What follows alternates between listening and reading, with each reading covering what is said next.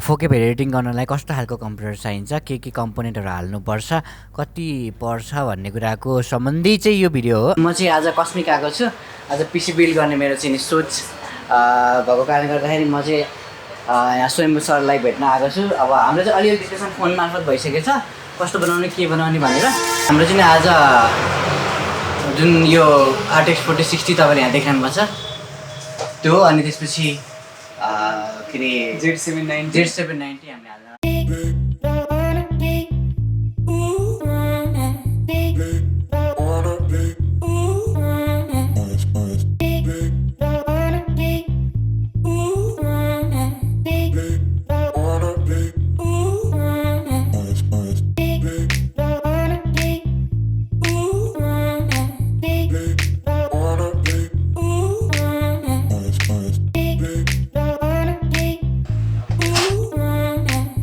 RTX 4060 Ti चाहिँ मैले selection गरेको छु।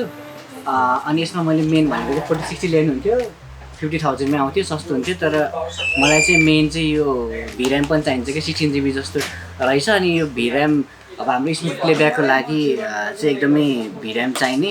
अनि के अरे भिडियो नै हाम्रो अब 4K एडिट गर्नु पऱ्यो भने पनि सबभन्दा स्पेसल रोल चाहिँ यसले नै खेल्ने कारणले गर्दाखेरि चाहिँ यो सिलेक्सन गरे हो।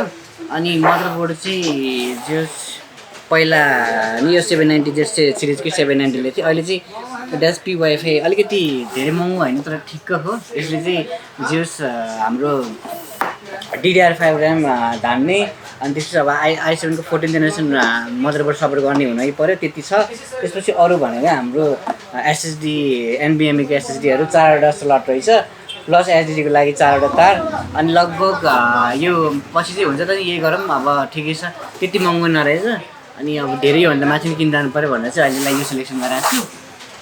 त्यसपछि ग्राफिक्स कार्ड चाहिँ यो, किनकि बजेट पनि ठ्याक्क 2.5 लाख जस्तोको बनाऊँ भनेर, योभन्दा माथि पनि जान सकिन्छ। तर यति चाहिँ अहिलेलाई ठिक छ। त्यो केसिङ चाहिँ मैले युज गर्दैछु कि अब जस अलिकति हेर्दाखेरि पनि अलिकति हुनु पऱ्यो। प्लस स्पेस छ, एयर कुलिङ अब राम्रै छ। MSIको नै यो GeForce RTX 4060 नै मैले किन चुज गरेँ भने अब एउटा मैले सेकेन्ड ह्यान्ड पिसी पनि मैले किनेको थिएँ राइजनको AMDको प्रोसेसर भइसकेपछि त्यतातिरको ग्राफिक्स कार्डमा खासै धेरै ज्ञान भएन। पहिल्यैबाट NVIDIAतिर चाहिँ अलिकति ध्यान दिने, NVIDIAको बारेमा थाहा पाएको। पहिल्यैबाट कम्प्युटर किन्दा नि GTX 1050 Ti चलाएको, त्यसपछि बिस्तारै सबै 4060 4080 आइरहेको देखिरहेको। अनि एउटा ल्यापटप पनि 4060 पनि किनिसकेँ। अनि अहिले चाहिँ फेरि चाहिँ यो किन्नुमा चाहिँ नि के छ भने अब ल्यापटप भन्दा चाहिँ पिसी चाहिँ लास्ट फार पर्छ रहेछ कि कहाँ ल्यापटपको 4060 हुनु र यो पिसीमा 4060 हुनु चाहिँ लास्टै धेरै फरक पर्ने रहेछ। हामीलाई यो ग्राफिक्स कार्ड चाहिँ यतिसम्मको चाहिँ किन चाहिन्छ भन्दाखेरि एउटा कुरा, मैले यो 16 GB DDR6 लिनुको कारण चाहिँ मेरो स्मुथ प्लेब्याकको लागि हो। मैले चाहिँ नि फुटेजहरू चाहिँ नि सर्भ र त्यो सर्भ गर्दाखेरि चाहिँ नि पुरै एक किसिमले देखियोस् कि त्यो लोड हुन टाइम नलागोस्, त्यो कुराले गर्दा। अनि त्यसपछि भित्र पनि त्यो भिराम भयो भने चाहिँ नि एकदमै धेरै चिज लोड गरेर राख्दाखेरि पनि त्यस्तो ह्याङ नहुने। र अब लट्सहरू कलरहरू रेडिङ गर्दाखेरि पनि अब प्लेब्याक भयो भने त स्मुथ भयो नि त। पहिलाको अब पिसीमा हाम्रो प्रब्लम के हुन्थ्यो भने कलर गरेर भ्याइसकेपछि प्लेब्याक अलिकति गाह्रो हुने हुन्थ्यो नि पहिला। म आजकल त मेरो त सबै RTX किनिसकेपछि त्यस्तो प्रब्लम छैन। तर त्यो प्रब्लम भोलिपर्सि नआओस्, 4Kमा पनि नआओस् भनेर चाहिँ नि यो। तर जसरी मान्छे जाने चाहिँ खास 4070 4090 भन्दा माथि नै हो, यो माथि। अब अनि बजेट पनि हेर्नु पऱ्यो। अनि ठ्याक्क तपाईँको के अरे 40 60 70 अब 75-80मा आउँछ भने तिनीहरू भनेको 1,15,000 जस्तो चाहिँ लाग्छ। अब ग्राफिक्स कार्डमा यतिसम्म भएपछि चल्छ। सबै चिज सबै कम्पोनेन्ट जोड्दा नै तपाईँको 2-3 लाख छुन्छ नि त। त्यो भएको कारणले गर्दाखेरि विचार गरेर नै कम्पोनेन्ट हाल्दै जानु पऱ्यो। त्यो भएको कारणले गर्दाखेरि यो चाहिँ मैले चुज गरेको छु। ग्राफिक्स कार्डको सिरिज चाहिँ हामीले किन हालिन्छ भन्दाखेरि जुन तरिकाको हामीले हेभी कामहरू गरिन्छ त्यसमा चाहिँ नि ठुलो ग्राफिक्सको लोड परिरहेको हुन्छ। अनि त्यो चाहिँ ह्यान्डल गर्नको लागि चाहिँ यो एक्स्ट्रा यसमा एक्स्ट्रा कोरहरू, एक्स्ट्रा जुन प्रोसेसिङ युनिट छ त्यसले यो चाहिँ सिपियुले गर्न नसकेपछि जिपियुले गरोस् भनेर चाहिँ नि यो हाम्रो चाहिँ जिपियु चाहिँ किनेको हो कि।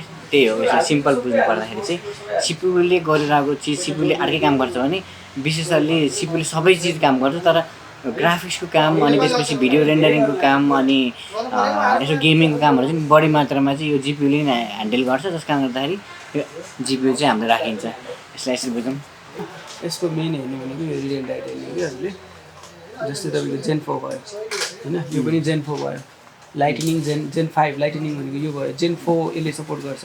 अनि अर्को यो चाहिँ भयो, यो 6000 मेगाहर्ट्जको भयो, यो चाहिँ 16 GB 6000 मेगाहर्ट्जको दुईवटा भयो। यो एसएसटीमा चाहिँ कलर बल्दैन, यो त पुरिने हो नि, यो त पुरेर त्यहाँ पुरेर आउँछ। मैले यसमा भनेको यसमा कस्तो खालको कलर आउँछ भन्नु यस्तो बल्छ, बल्दैछ एकछिन। त्यही ऱ्याम, यो चाहिँ DDR4 टेक्नोलोजीको हो, यो चाहिँ DDR5 टेक्नोलोजीको भयो हजुरको। पावर सप्लाईको कस्तो ठुलो उस छ नि यो है, बलि महँगो पर्छ कि। यो चाहिँ पावर सप्लाई हो। अब यसमा सबै चाहिने चाहिँ के अरे पावर चाहिँ दिन्छ कि यसले, पावर सप्लाई मिनिङ नै त्यही हो।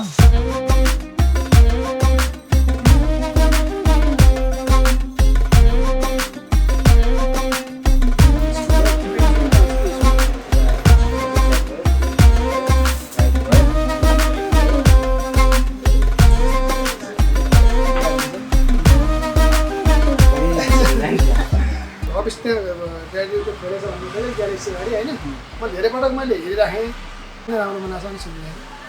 अब त मेरो 25 लाख भेट्यो ट्याक्क लाएर। यो गऱ्यो ऊ गऱ्यो, फेरि गरम हुन्छ, स्ट्यान्ड नभन अरू भन्दा भिन्न तरिका बनाऊ भने हुन्छ। बस्ने जस्तै क्यान पर्छ सबै आफै अटोमेटिक। अहिले चाहिँ बनाउनु पर्यो कि एउटा बाटो। यहाँ हजुर यहाँ आउनुभयो कस्मिक कम्प्युटरमा, जहाँ कि हाम्रो पोखरा न्युरोडमा अवस्थित छ। एकदमै कस्मिकको हाम्रो चाहिँ सर पनि एकदमै अहिलेको युवा होइन, युवा उद्यमी होइन, उहाँको लगनशीलता, उहाँको आफ्नो पर्फर्मेन्सले गर्दाखेरि आज ग्राहकहरू बढ्दो दिन पनि बढ्दो छ। हामी पनि यहाँ आइरहेको छौँ, हामी पोखरा फुटबल सङ्घको हैसियतले काम गरेर गर्दाखेरि म पनि धेरै पटक आएर यहाँसँग चाहिँ कमिटी लिने मौका पाएँ अनि उहाँले हामीलाई पनि केही सहयोग गरिराख्नु भएको छ। अनि यसमा चाहिँ आफू चाहिँ कसरी यहाँ झ्याप्प कसरी आइयो, उहाँ के देखेर आउनुभयो तपाईँ? होइन, मैले चाहिँ कस्मिक पहिलेबाट चिनेको, किनकि अब मैले 7-8 वर्ष अगाडि यहाँकोबाट कम्प्युटर लगाइसकेको थिएँ। एउटा के अरे यामासाकी 1050 GTX आउँथ्यो त्यति बेला, आर्टिक्सहरू थिएन, यस्तै GTX 1050 Ti को ग्राफिक्स कार्ड हालेर त्यति बेला नि 1,75,000 जस्तो समथिङको पिसी लिएर गएको हो। अर्को विशाल भाइ थियो नि त, ऊ चिन्नुभएको थियो नि, अहिले आउँदा ऊ हुने बेलातिर आएर यहाँ चिन्जान त्यति बेला भएको थियो। त्यसपछि फेरि अनि एउटा ल्यापटप फेरि किने अवस्था भर्खरै 4060 Ti तपाईँको अनि त्यसपछि फेरि अहिले चाहिँ यो लिन चाहिँ त्यो किनेको लगभग कति भयो 11 महिनामा अहिले फेरि यो किन्न आयो हो। अनि यहाँ सबै चाहिँ हाम्रो यहाँको मौसममा रूपमा बस्ने हाम्रो जो पनि कम्प्युटर चलाउने व्यक्तित्व हुन्छ, काठमाडौँबाट किन्यो भने केही सस्ता अथवा काठमाडौँमा अलिक फरक पाइन्छ भन्ने एउटा छ त्यो कन्सेप्ट। त्योमा उहाँ र यहाँ किन्नमा के फरक छ कि छैन? अब एउटा कन्सेप्ट त मैले भन्दै हाल्छु, जस मैले काठमाडौँमा पनि किनिसकेको छु एकचोटि साथीसँग जाँदाखेरि, त्यहाँ साथीकोले किन्यो भनौँ, मैले त अलिक पैसा हालेको, पछि लास्टमा मैले लिएँ।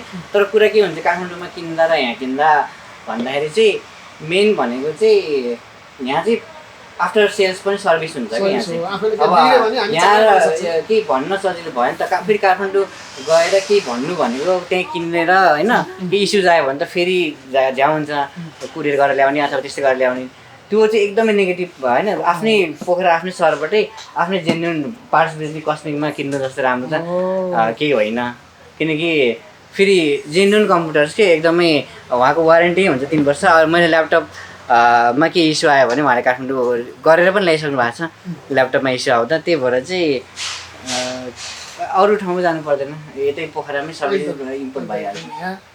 हजुरहरू पनि यहाँ आउनु होला, यहाँ चाहिँ हाम्रो कस्मिक कम्प्युटरमा आएर काठमाडौँकै मूल्यभन्दा अब सस्तोमा यहाँ राम्रो सर्वसुलभ तरिकाले यहाँ फेरि उतिखेर बिग्रियो भने पनि यहाँ चाहिँ यहाँको टेक्निसियन भाइहरू गएर बनाउनुहुन्छ भन्दै कस्मिक कम्प्युटर हामी बिगाउन चाहन्छौँ। हस्त धन्यवाद, नमस्ते, बाई बाई। ल हाम्रो केसिङ अब जाँदैछ।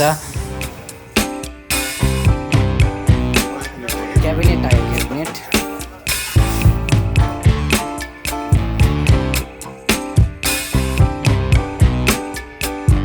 खोलिदिनु, हाम्रो क्याबिनेट कस्तो छ हेरिदिउँ।